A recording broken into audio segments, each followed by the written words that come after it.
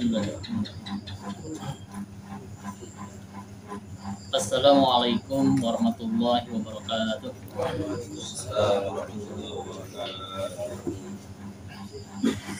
Alhamdulillahirabbil alamin. Wa bihi nasta'inu ala umuri dunya waddin. Wassalatu wassalamu ala asyrafil anbiya'i wal mursalin sayyidina wa maulana Muhammadin wa ala alihi wa sahbihi ajma'in, amma ba'd.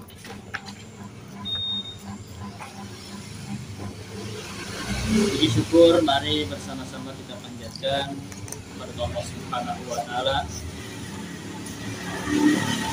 atas curahan rahmat nikmat kepada kita semua.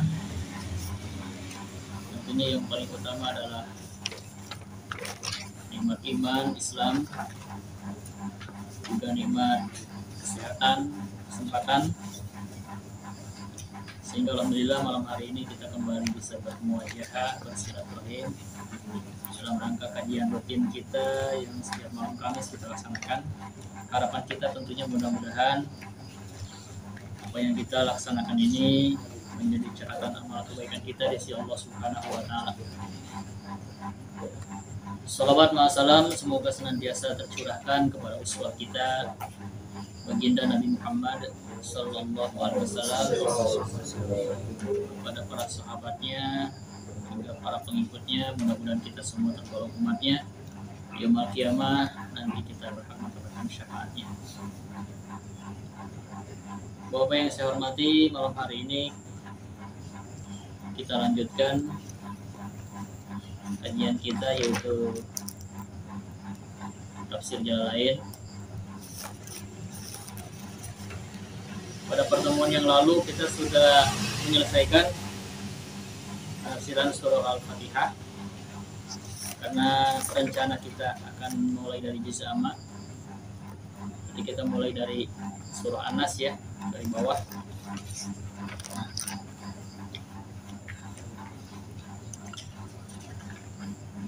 Alasan kita kenapa mempelajari tafsir dari bawah ini, dari juz amma, karena memang dalam kehidupan sehari-hari yang lebih banyak kita baca adalah surah-surah pendek. Jadi dengan sedikit banyak kita mengetahui tafsirnya, ketika kita membaca itu hati kita juga akan lebih konsentrasi kepada makna yang terkandung dari apa yang kita baca.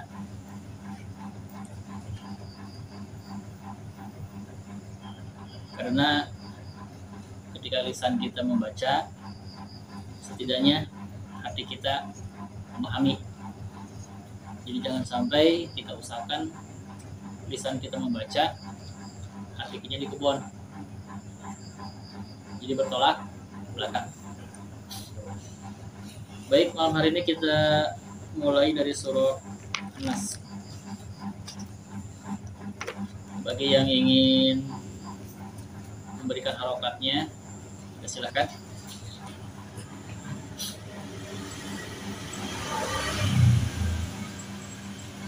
Bismillahirrahmanirrahim. Suratun Nasi. Suratun Nasi. Tunnya bukan tanwin ya, tapi dong. Karena kalau tanwin harusnya saya bacanya suratunin pakai nin ya. Tunin nasi. Kalau dibaca suratun nasi berarti idgham masuk. Karena bertemu dengan alif lam syam syin.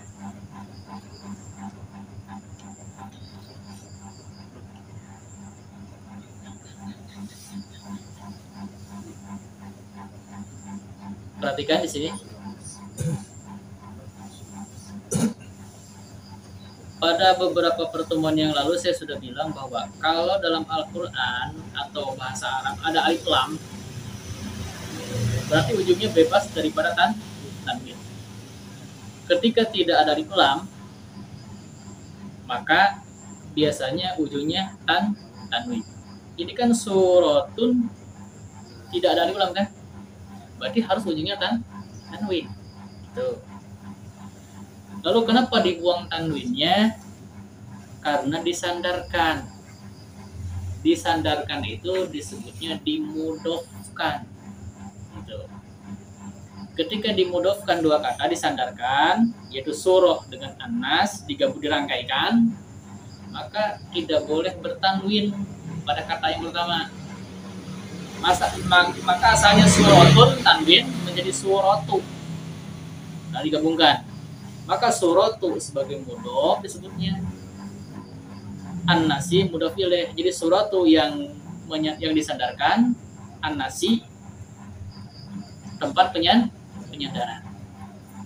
Apa sih mudhof ilaih? Yaitu dua kata yang bisa memiliki arti yang tertuju gitu. Nah, sekarang kalau satu kata doang surah doang, masih ada pertanyaan surah apa? Nah, dengan kalimat an-nasi ini jelas menjadi surah an-nas. Ya, seperti contoh yang sudah dulu disebutkan seperti Rasul. Arti Rasul apa? Utusan. Utusan siapa? Masih ditanyakan. Apa utusan Aris? Atau utusan siapa? Maka ketika dikaitan dengan Allah, jelas Rasulullahi, utusan Allah. Jadi sebetulnya setiap orang yang kita utus itu disebut Rasul secara bahasa. Maka ini pun suratun nasi berarti surah an-nas. Kenapa an-nasi si kasroh tadi itu? Karena syarat mudhof ilaih itu harus kasroh. Maka dibacanya suratun nasi.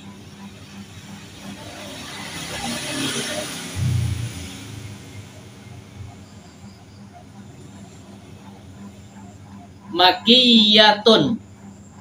Ini kan tidak lari ulang tuh. Maka makiyatun. Jadi surah An-Nas ini tergolong makiyah au madaniyatun atau Madinah. Maka kedudukannya suratun Nasi sebagai mubtada, makiyatun dan madiyatun sebagai khobarnya. Maka khobar itu harus makiyatun au madaniyatun, makiyah atau madaniyah. Situ ayatin. Situn asalnya sama seperti tadi. Situ ayatin. Situ berapa? 6 ayat. Jelas berarti 6 ayat.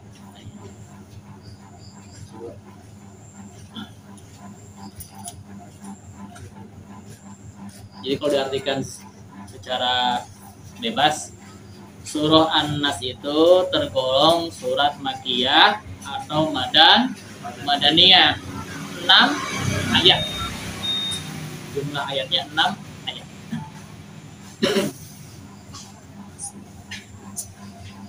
Apa definisi makiyah? Masih ingat? Ya. Bisa sebelum Nabi Muhammad hijrah. Kalau induk pada tempat berarti diturunkan di Mekah. Atau golongan surah-surah yang turun di Mekah. Atau definisi lengkapnya surah yang turun sebelum Nabi Muhammad hijrah.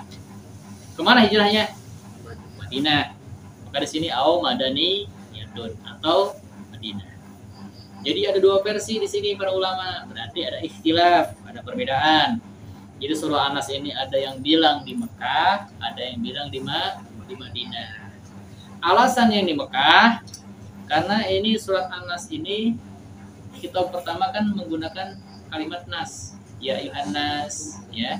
Jadi seruan kepada manusia. Itu ciri pertama. Sementara surah-surah Madaniyah biasanya menggunakan amanu, ya ayyuhalladzina amanu, beriman. Sementara di Mekah itu masih bersifat umum manusia. Kemudian juga surahnya pendek. Dia surah pendek itu turunnya di Mekah. Kenapa? Surat Mekah pendek-pendek karena satu hafalan biar mudah di hafal kalau pendek-pendek. Gitu kan? Coba kalau turunnya panjang. Ya. Mereka baru mengenal Al-Quran, maka surah yang turun juga surahnya pendek-pendek. Walaupun Al-Alaq apa namanya? Surah yang pertama kan Al-Alaq itu Iqra 19 ayat kan jumlahnya. Tapi yang turun pertamanya cuma 5 dulu. Sisanya nyusul. Jadi supaya cepat dipahami, supaya mudah dihafal. Sekarang coba baca SD, disuruh ngapalin ke kalian. Besok hafalin kalian dari 1 sampai 10 ya. Keder bocah. Tapi kalau disuruh besok hafalkan kalian 5 dulu aja. Besok kali kalian 6. Terus perkalian tuh 7. Kalau sekaligus coba. Besok bisa sepi sekolah. Apalagi gurunya galak. Gak ada yang masuk. Tapi itu pun ini supaya mudah dimengerti juga supaya mudah dihafalkan. Atau Madaniyah. Kenapa ini disebut Madaniyah? Karena ini nanti asbabun nuzulnya, sebab-sebab turunnya ini ada hubungan dengan Nabi terkena sihir. Itu oleh Labid bin Asom, seorang Yahudi. Ya, Labid al-Asom namanya. Tukang sihir itu. Labid al-Asom namanya. Dan peristiwa Labid al-Asom ini, beliau Yahudi. Dan terjadi pertemuan antara Nabi, para sahabat dengan Yahudi itu di Madinah. Maka ada yang menyebutkan bahwa surat ini Madaniyah karena berkaitan dengan peristiwa bahwa Nabi terkena sihir itu di Madinah. Ayatnya sepakat 6 ayat. Antara surah An-Nas sama surah Al-Falaq ini sering disebut dengan mu'awwizatain. 2 surah sebagai perlindungan. Maka bagi teman-teman yang suka meruqyah, ayat ini pasti dibaca. Bahkan ayat ini populer. Al-Ikhlas, Al-Falaq, An-Nas. Karena setiap kita doa pun pasti dalam tahlil dan yang lainnya pasti ini dibaca. Namun lagi-lagi merupakan satu kelemahan di antara kita jamaah. Padahal surah ini sering diulang, sering dibaca. Tapi pada kenyataannya cara bacanya masih banyak yang salah. Contoh kesalahannya di mana? 1, ketika baca An-Nas itu kebanyakan Malikin Nas. Dibaca panjang. Coba dengar ya. Ketika tahlil. Qul a'udzu birabbin nas, malikin nas. Jadi sebenarnya sangat disayangkan bacaannya terus tiap hari mungkin dibaca, tapi tidak ada perbaikan. Makanya waktu itu kan pernah sampai viral tuh masalah mamah dedeknya ceramah kalau masalah. Yang dibaca jangan Yasin terus. Ya, ada maksud Yasin terus juga. Dibacaannya masih baca tiap malam Jumat tapi tidak ada perbaikan dalam baca. Kemudian di Al-Falaq misalnya sering membaca min syarrin nafasa. Ya. Min syarrin nafasa di film. Enggak ada panjang, enggak ada pendek. Maka banyak sekali teman-teman ketika dikembalikan kepada bacaannya keder. Kok saya jadi kagok ya? Ya karena mungkin asalnya membacanya asal. Dan bagi kita itu itulah kan?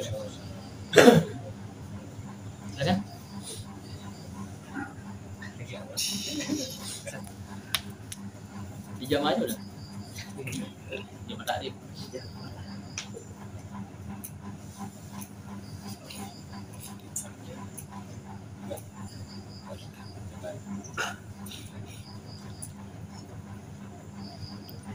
Jadi ini sebagai contoh bahwa itu yang disebut dengan ilmu mendengar. Kebanyakan dari jamaah itu karena mendengar yang lain. Mendengar itu bagian daripada taklid, ikut-ikutan. Padahal bagi orang yang sudah bisa baca itu tidak boleh taklid, ya. Harus kita belajar.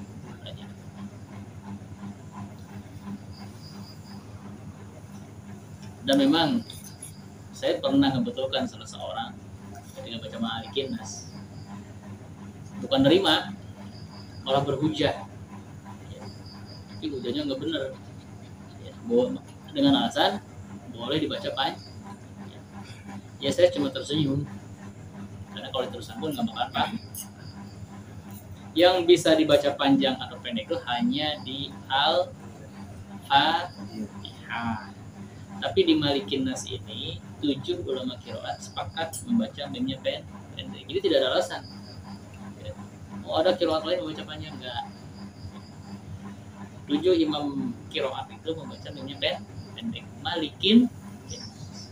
Kecuali dalam Al-Fatihah, ya, 2 imam membaca panjang, termasuk yang kita ikuti yaitu Ibnu Asim, riwayat Hafaz baca panjang, sama Al-Kisai membaca panjang. Berarti dari 7 itu 5 imam membaca pendek.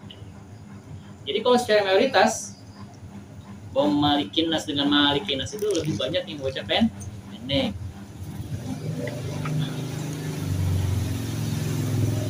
Lanjut. Jadi secara ayat tidak ada perbedaan ya untuk Anas ini. Beda dengan kemarin Al-Fatihah, ada perbedaan. Ya. Dari jumlah ayatnya sepakat 7, ya. Tapi ada perbedaan dalam menetapkan ya, ayat. Bismillahirrahmanirrahim. Dengan menyebut nama Allah yang Maha Pengasih atau Pemurah, lagi Maha Penyayang. Qul qaf ya, qul a'udzu birabbin nas.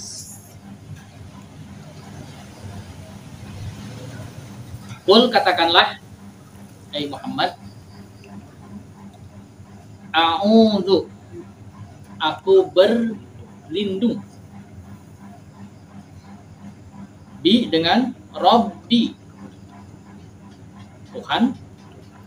Kalau diartikan seperti biasa, an-nasi manusia. Jadi katakanlah Muhammad, aku berlindung dengan Tuhannya manusia.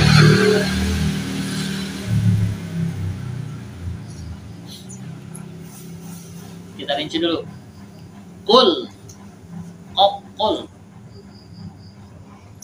Katakanlah, ini amar, kata kerja perintah. Qala yaqulu qul. Asalnya qala yaqulu qul.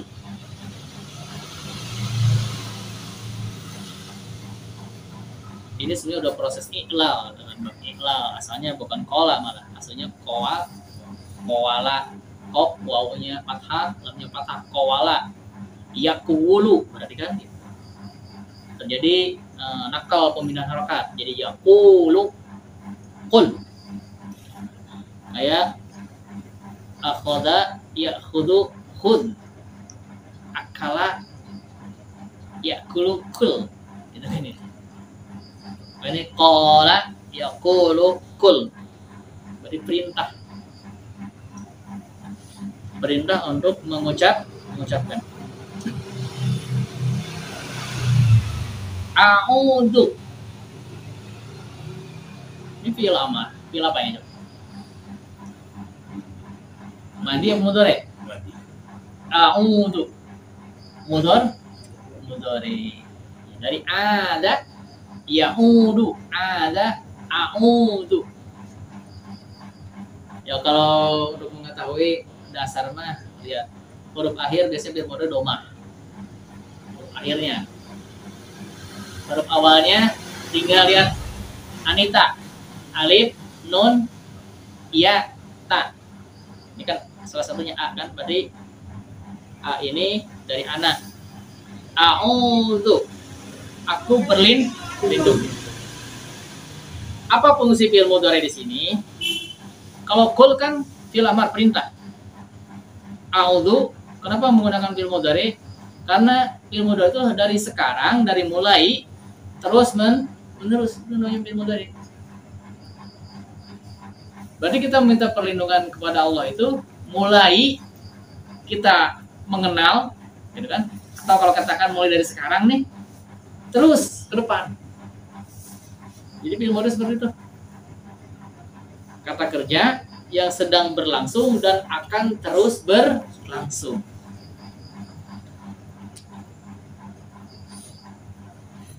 Pas continuous tense.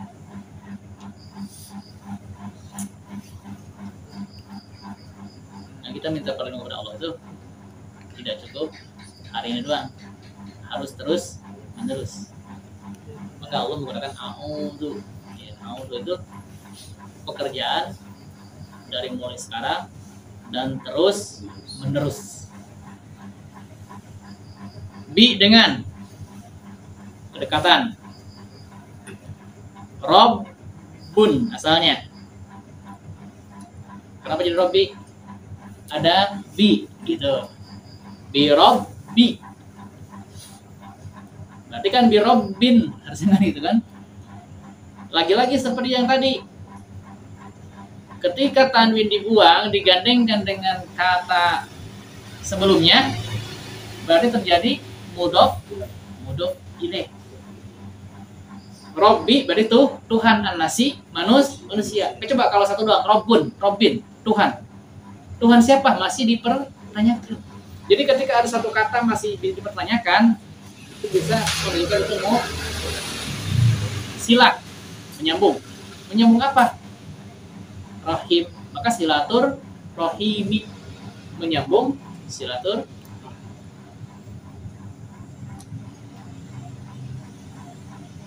Jadi husnul khotimah. Husnul itu mudhof, khotimati mudhof ilaih.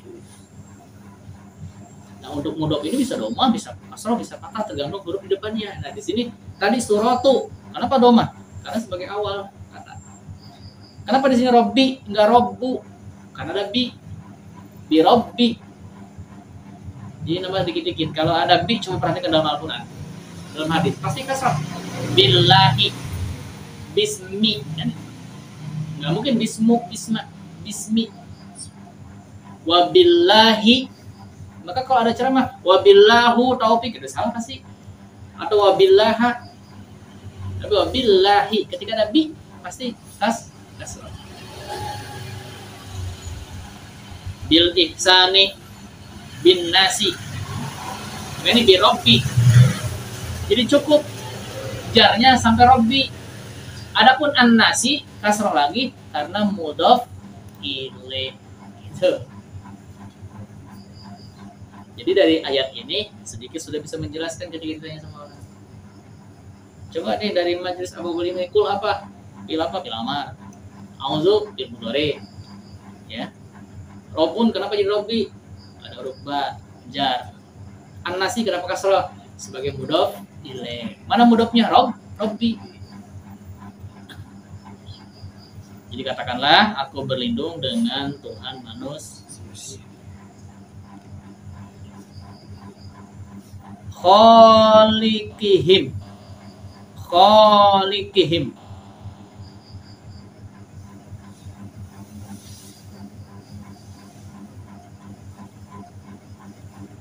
Asalnya kholiku, ikut pada Robbi itu. Kholiki.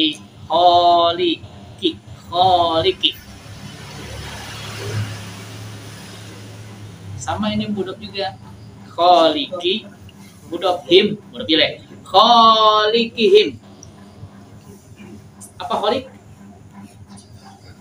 Kholik itu berarti kan fa'il, pelakunya.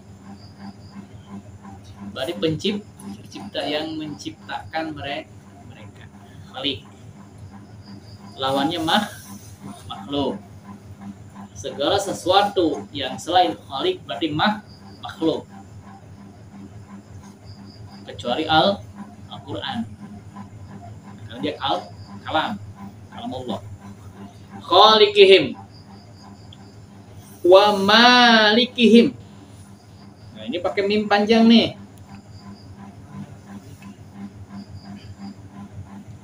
Jadi Qul a'udzu birabbin nas itu kita berlindung kepada Tuhan manusia. Tuhan manusia itu Tuhan yang mana gitu.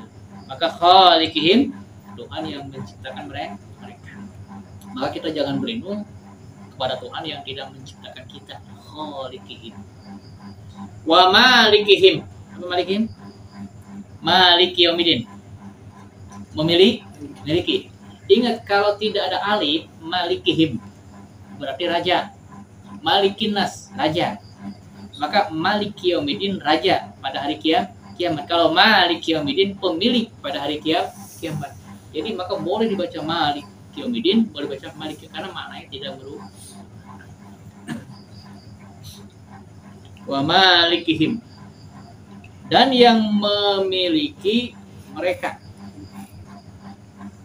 Jadi makna dari Rabbin Nas, Tuhan manusia, Tuhan yang mana? Satu yang menciptakan kita, menciptakan mereka itu kan kita manusia. Wa malikihim, juga yang memiliki kita. Maka dengan kalimat ini kita menyadari bahwa kita ini, semua manusia ini milik Allah. Anak itu kita hanya ngaku, harta hanya ngaku, tapi hakikatnya semua milik Allah. Maka kalimat istirja itu inna lillahi wa inna ilaihi raji'un, itu kalimat pemasrahan kita, karena hakikatnya semuanya milik Allah.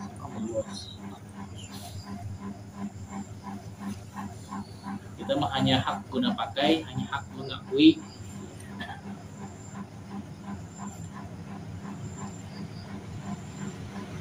Khusso, khusu. Bisa ini berarti ini maaf,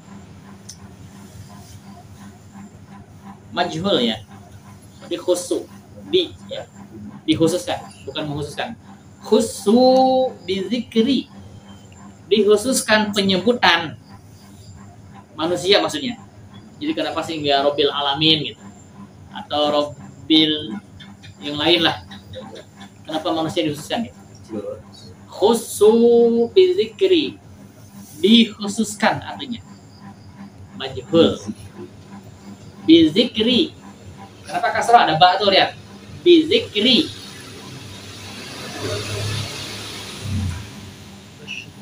jadi dikhususkan penyebutan manusia ini untuk apa? Tashrifan. Kasih besar tashrifan. Tashrifan. Ashrafi. Ya, ada kalimat sering kita syari. Ya, seperti istrinya Japun, syarifah itu mulia. Bizikri dari kata syarafa. Tashrifan, untuk memuliakan. Maka seperti nama apa namanya, Ustaz Syarif, Ustaz mulia. Tapi ada juga yang maling ayam namanya Syarif, ada. Syarifan.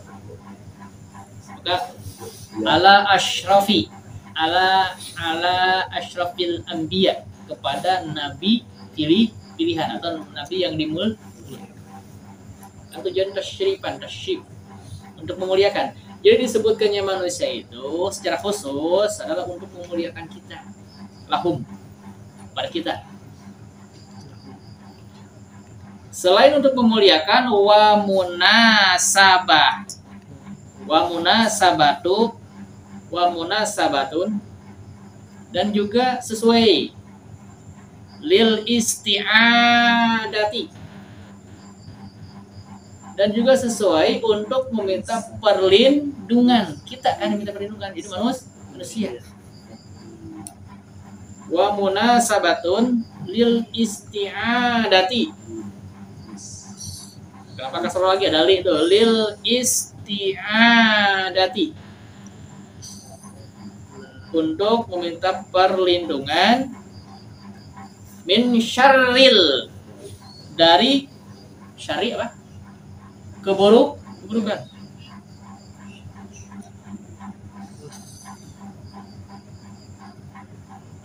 Kalau syari pakai sin besar itu kejelekan. Kalau pakai sin kecil tersembunyi sir. Min syarril muwaswisu. Syarril muwaswisu. Kasroh ya. Min syarril muwaswisi, iya benar. Dari keburukan bisikan. Fi sudurihim.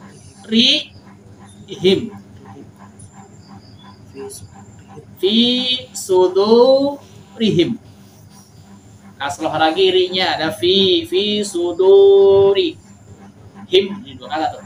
Sudurihim. Pada dalam dada mereka. Jadi katakanlah kita berlindung dengan Tuhan manusia. Tuhan manusia itu adalah khaliqihim, yang menciptakan mereka, wa malikihim, juga yang memiliki kita. Khusus bizikri, disebutkan manusia secara khusus, tasyrifan, untuk memuliakan ya. Lahum, kepada kita manusia, juga munasabah, sesuai untuk meminta perlindungan, karena yang wajib, yang harus meminta perlindungan itu manusia. Lil isti'adati min syarri, dari kejelekan, muwaswisi, yaitu bisikan, fi sudurihim, ke dalam dada kita, dada mereka. Jadi kalimat him ini manusia.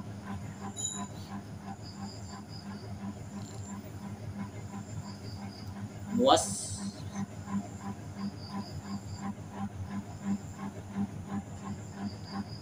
Nah, sedikit ayat ini asbabun nuzulnya, sebab-sebab turunnya itu berkenaan dengan Nabi Muhammad terkena sihir.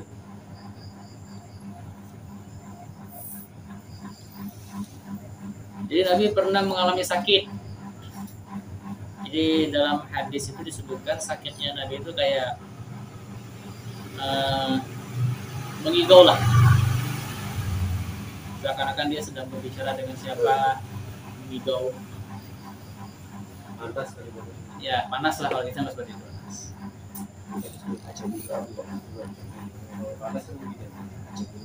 Tapi sebagian ulama menolak hadis ini. Kenapa? Sebab kalau Nabi terkena sihir berarti akan menurunkan derajat Nabi sebagai utusan Allah. Padahal Nabi selalu dalam perlindungan. Lalu kalau ditanyakan, saya berpihak kepada mana dalam hal ini? Saya meyakini bahwa Nabi benar terkena sihir. Alasan saya kenapa? Satu hadis yang menyebutkan Nabi terkena sihir itu diriwayatkan oleh Imam Bukhari dan Muslim. Ya, seperti itu. Jadi kita yakini dua imam ini dalam mentakhrij hadis begitu selektif. Ya. Jadi orang-orangnya sikoh juga sampai kepada Nabi. Kemudian alasan yang kedua, kenapa Nabi sampai terkena sihir? Untuk contoh. Tuh jawabannya. Ya. Jadi tidak akan merendahkan Nabi seperti misalnya Nabiul Ummi, Nabi buta, tidak bisa baca tulis. Bukan merendahkan Nabi, tapi justru menjadi penguat bahwa Nabi itu benar-benar utusan Allah. Kenapa? Seorang yang ummi gitu, tapi mampu membacakan Al-Quran. Lalu kalau misalnya Nabi seorang doktor atau profesor kalau zaman sekarang, mungkin bisa baca dari Taurat, dari Injil. Tapi semua isi Al-Quran ternyata sebagian sejarahnya banyak sesuai dengan kitab-kitab terdahulu. Jadi ini pun seperti itu jawabannya. Satu, alasan kita karena hadis tentang Nabi terkena sihir diriwayatkan oleh Syekhon, dua syekh al-hadis yaitu Bukhari, Muslim. Kedua, tidak akan menurunkan derajat Nabi sebagai utusan Allah. Karena ini menjadi contoh buat umatnya bahwa sihir itu ada dan bisa menimpa kepada siapa aja. Maka ayat ini salah satunya sebagai tamengnya. Maka dalam ruqyah tadi itu pasti ayat ini dibaca. Jadi ketika Nabi menggigo itu kemudian datang dua orang malaikat, yang satu duduk di kakinya, satu duduk di kepalanya. Kemudian malaikat yang di kakinya berkata kepada malaikat yang duduk di kepala, ini sakit apa? Kata yang malaikat yang satu yang duduk di kepala ini, kata sihir. Sihir apa? Siapa yang nyihir? Itu bahasa kita yang berani-berani ya Nabi. Ini yang sihir ini seorang Yahudi di Madinah, ya, itu Labid al-Asom. Tadi Asom itu apa sih? Tuli. Kita nggak bahasnya Asom kan? Tuli. Itu narongo lah. Dia seorang Yahudi disuruh oleh orang-orang Yahudi untuk mensihir Nabi. Ya, di mana letak sihirnya? Dan dari mana caranya sihir? Jadi beliau mengutus beberapa orang Yahudi untuk mencari rambut Nabi. Berarti salah satunya nih harus hati-hati, makanya buang rambut tuh. Karena rambut bisa dijadikan media untuk sihir. Jadi rambut Nabi kemudian dicampur dengan mayang kurma. Kalau mayang tuh kalau sekarang mungkin kayak di bambu tuh miangnya yang lembut ya. Campur supaya gatal ya. Jadi niatnya supaya gatal Nabi sampai kulitnya berkelupas, tujuan seperti itu. Iya, seperti itu. Berkah. Terus di mana sihir itu ditaruhnya? Di sebuah sumur. Ya. Nama sumurnya saya lupa, Zapan kalau. Jadi kemudian Nabi besok harinya mengutus sahabat, kalau salah namanya Ammar, sahabat yang diutus Nabi dengan sahabat yang lain. Ya, diperiksalah sumur tersebut, ternyata betul. Jadi ada guntalan, gulungan, kemudian ditimbun oleh batu dalam sumur itu. Dan sumur itu airnya pun sudah kemerahan. Satu riwayat menyebutkan tidak diangkat gitu. Tapi Nabi kemudian ditimbun, jadi sumurnya sudah ditimbun. Tapi satu riwayat menyebutkan bahwa sudah diangkat. Nah, kemudian dibukalah, ternyata ada 11 simpul ikatan pada rambut tersebut. Ya. Maka Nabi diperintahkan untuk membaca Al-Falaq sama An-Nas. Al-Falaq berapa ayat? 5 kan? An-Nas 6. 5 dengan 6 11. Maka setiap kali membaca Qul a'udzu birabbil falaq, putus tuh ikatan satu. Min syarri ma khalaq, putus lagi. Sampai pada minal jin nanti wanas, putus semuanya. Jadi tentang Nabi, jadi asbabun nuzul baik surat Al-Falaq maupun An-Nas sama asbabun nuzulnya, sebab-sebab turunnya, yaitu Nabi terkena sihir.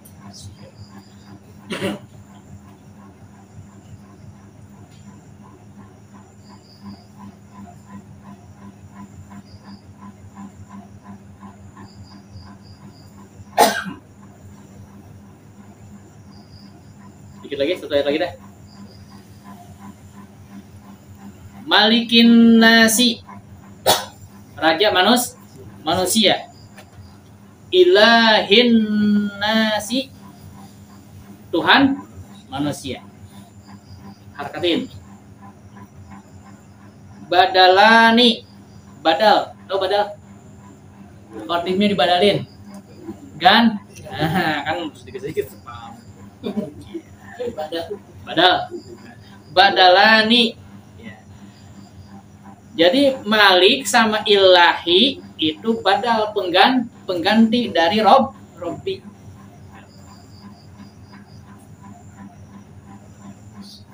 Badalani, dua badal.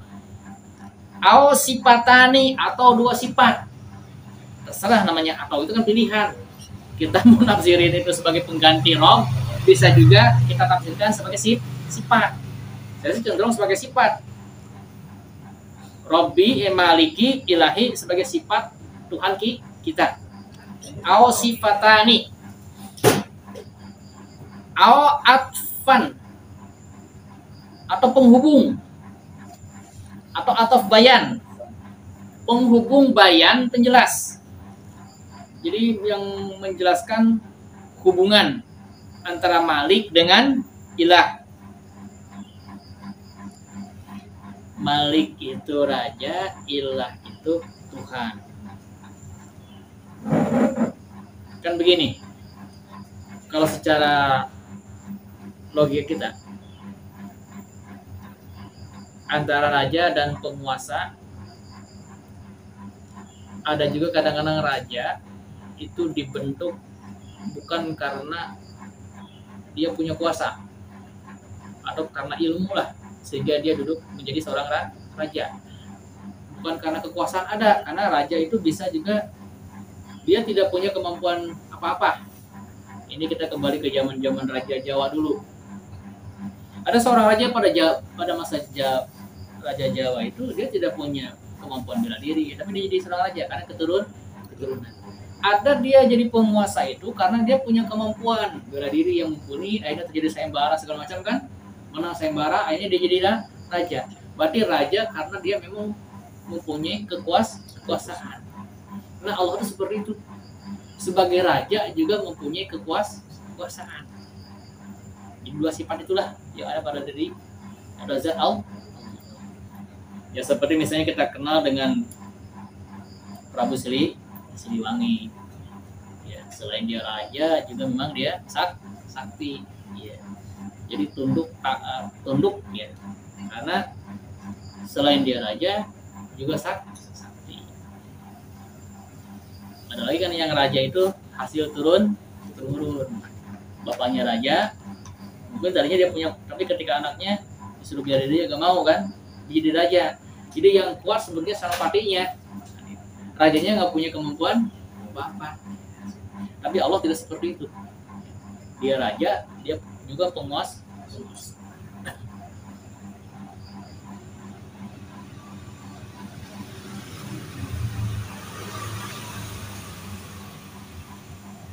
Wa'ul haro, dan dinampakkan, dijelaskan al-mudhaf ilaih. Nah, mudhaf ilaih itu maksudnya mudhaf ilaih mana? Malikin nas, ilahin nas itu mudhaf ilaih. Ya, asalnya malikun kan? Malikun, ilahun. Makanya wa ilahukum ilahun kan? Ilahu wahid. Asalnya domah lain kan? Ilahu. Kenapa domahnya hilang jadi ilahi atau ilahu atau ilaha? Karena menjadi mudhaf. Ingat, syarat mudhaf tidak boleh tanwin. Maka malikin nasi. Padahal boleh baca malikun. Karena menjadi mudhaf harus hilang tanwin. Malikin nasi. An-nasi kasroh menjadi mudhaf ilaih, sama ilahi mudhaf, an-nasi mudhaf ilaih. Jadi dinampakkan mudhaf ilaihnya fihima, di kedua sifat tersebut, ziyadah sebagai tambahan, lil bayani untuk menjelaskan tentang Rob tadi, bahwa Rob kita itu adalah maliki sama ilahi. Maka dengan ini kita minta perlindungan dulu kepada Tuhan yang mana? Satu, Tuhan yang maliki, raja manusia, ilahi sebagai Tuhan manusia yang punya kuasa raja.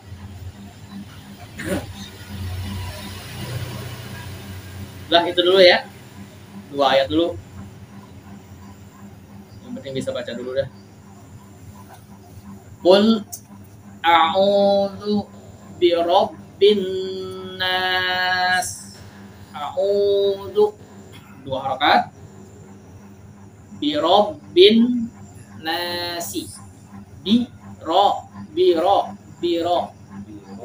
Birabbin tebal, tipis, tebal, tipis. Birabbin ya, birabbin nas.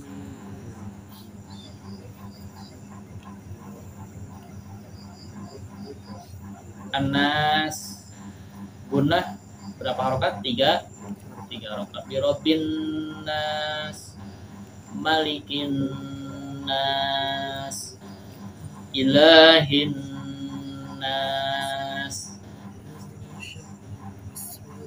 Ya, 3 ayat dulu lah, 2 ayat dulu. Udah panjang banget ini. Maka satu ayat pun kalau mau kita buka semua disiplin ilmunya nggak cukup sejam 2 jam. Jadi masih banyak ilmu yang dihilangkan. Ini belum proses, belum menjelaskan iklalnya, kenapa jadi a'udzu, ada iklal, ya, gimana penjelasan bayannya. Ini baru tafsir si kategori ringan saja. Baik, itu dulu, ada 2 ayat dulu. Mudah-mudahan ada manfaatnya buat kita semuanya. Ya, sedikit demi sedikit. Walaupun kita tidak paham sepenuhnya, minimalnya istilah-istilah yang tadi disebutkan, lama-kelamaan juga kita akan paham. Artinya ketika ada mungkin seorang mubalik menyebutkan budak-budak kita tidak paham, menyebutkan fiil atau yang lainnya. Baik, saya akhiri. Billahi taufiq wal hidayah. Wassalamualaikum warahmatullahi wabarakatuh.